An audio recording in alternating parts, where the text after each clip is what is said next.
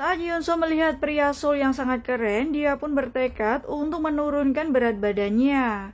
Dia mulai melakukan olahraga setiap hari, hingga akhirnya berat badannya sedikit demi sedikit mulai turun.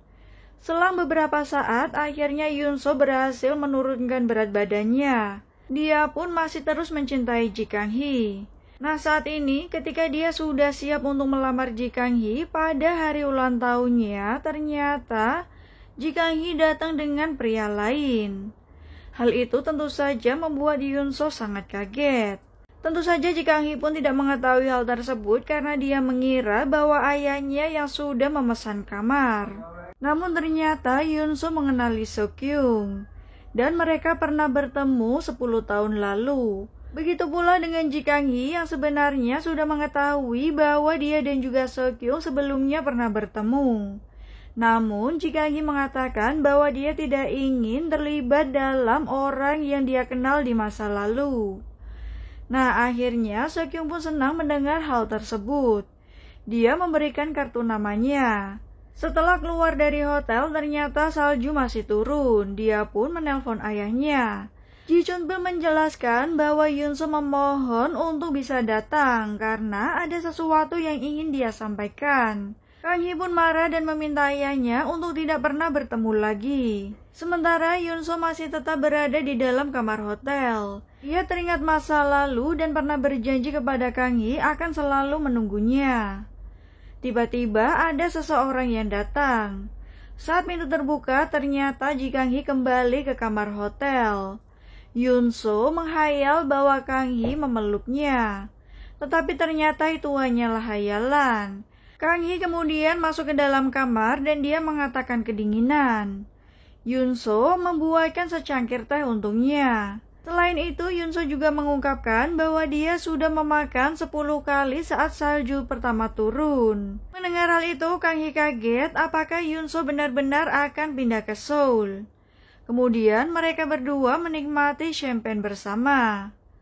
Kang-hee kemudian bertanya apakah Yunso tidak membawa hadiah untuknya. Karena hari ini adalah hari ulang tahun Kang-hee. Tak lama kemudian Yunso memberikan hadiahnya. Ternyata itu adalah sekotak perhiasan yang berisi sebuah kalung dengan permata biru. Secara tidak langsung, Yunso telah melamar Kang-hee. Mendengar hal itu, Kang-hee pun akhirnya buru-buru pergi ke kamar mandi dan juga memakai kalung yang diberikan Yunso. Dia terlihat sangat senang. Yunso pun kemudian mendekatinya dan mengatakan apakah selama ini Kang-hee tidak merindukannya. Kang-hee tidak bisa mengatakan apapun hingga akhirnya Yunso mendekat. Saat mereka akan berciuman, ternyata ibu Yunso menelpon. Kang-hee kemudian membayangkan ayahnya dan juga membayangkan beberapa orang yang tidak menyukainya terus mengkritik dia. Setelah Yunso kembali, akhirnya Kang-hee pun membuat keputusan bahwa dia tidak bisa menerima lamaran Yunso.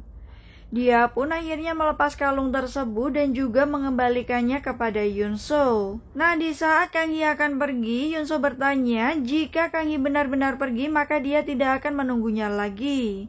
Kang-hee mengatakan bahwa itulah yang dia mau. Kang-hee juga berharap bahwa mereka bisa menjalani kehidupan mereka masing-masing. Yunso tidak bisa menahan air matanya karena terlalu sedih. Kang-hee merasa bersalah karena dia tidak bisa membuat orang menunggu tanpa dia bertanggung jawab. Di lain sisi ternyata ibu Yunso berada di kantor polisi karena dia bertengkar dengan suaminya.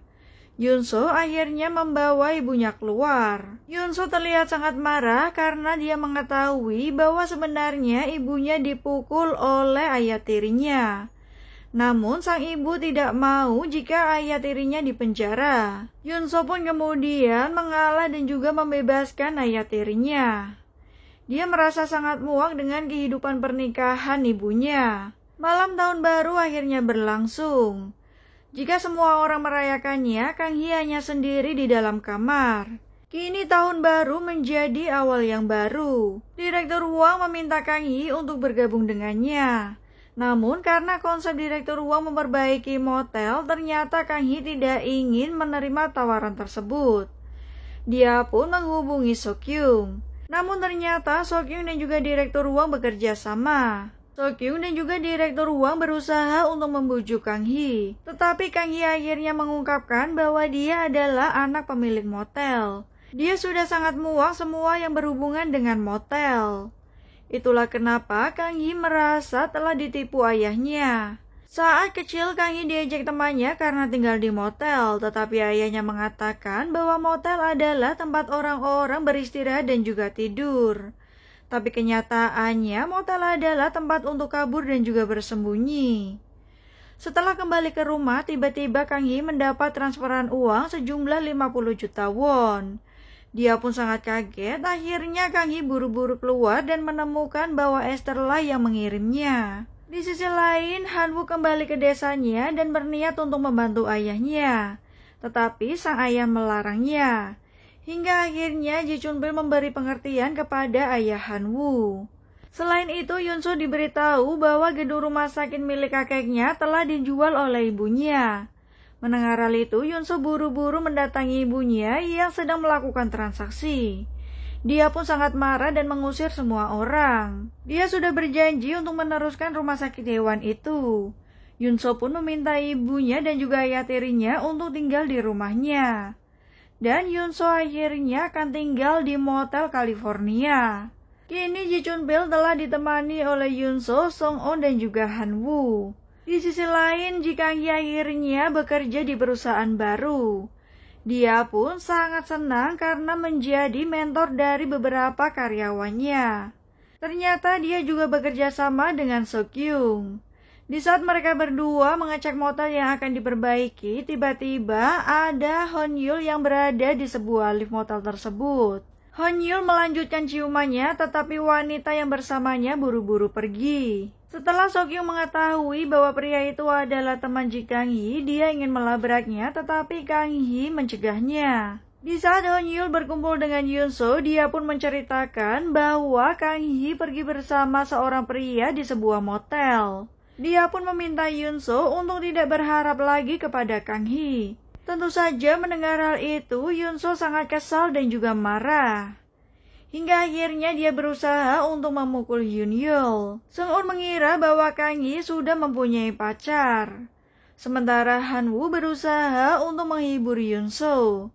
Tetapi Yun-soo merasa bersalah karena berusaha untuk membawa Kang-hee kembali. Di lain sisi, Direktur Wang, Sokyung dan juga Esther akhirnya bertaruh bagaimanakah Kang-hee bisa menerima tawaran untuk bergabung dengan mereka.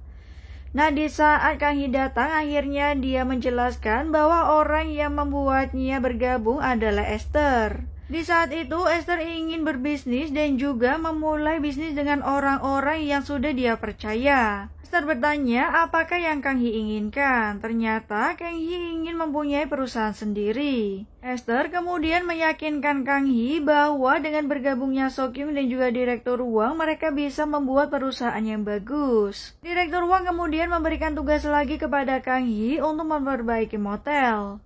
Ternyata motel itu berada di desa Hana, desa tempat Kang-hee berasal. Saat ini Yun-soo menjadi dokter hewan terkenal dengan dibantu oleh Yeon Nan-woo. Mereka bekerja sama untuk mengelola rumah sakit hewan. Direktur Wang pun berusaha membujuk Kang-hee untuk menerima tawaran tersebut. Tetapi Kang-hee masih menolaknya. Sokyung kemudian mengikuti Kang-hee yang mengatakan bahwa dia akan berkencan. Ternyata orang yang datang adalah Arum. Sokyung pun tiba-tiba mendatangi mereka dan menawarkan bantuan. Tetapi saat dia mengambil stroller, ternyata mereka sudah masuk ke dalam rumah. Kang-hee memperkenalkan rumahnya dan juga perusahaan barunya, di mana perusahaan itu adalah gabungan dari beberapa orang. Arum sangat senang mendengar kesuksesan Kang-hee.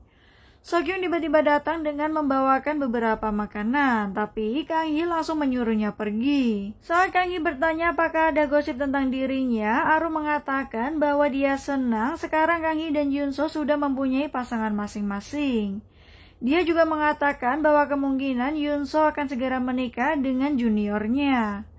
Dan itu adalah Nan-woo. Saat ini Nan-woo sedang belajar mengendarai mobil bersama Yun-soo. Tiba-tiba mobilnya melaju dengan sangat kencang. Dan mereka pun berpapasan dengan sebuah mobil hitam. Di saat itu Yunso langsung keluar dan meminta maaf. Karena masih merasa takut dan juga gemetar, Nanwoo tidak bisa berjalan. Di saat Yunso menggendongnya, ternyata Kang Hee keluar dari mobil. Mereka berdua pun saling bertatap hingga akhirnya Kang Hee pun meninggalkan mereka.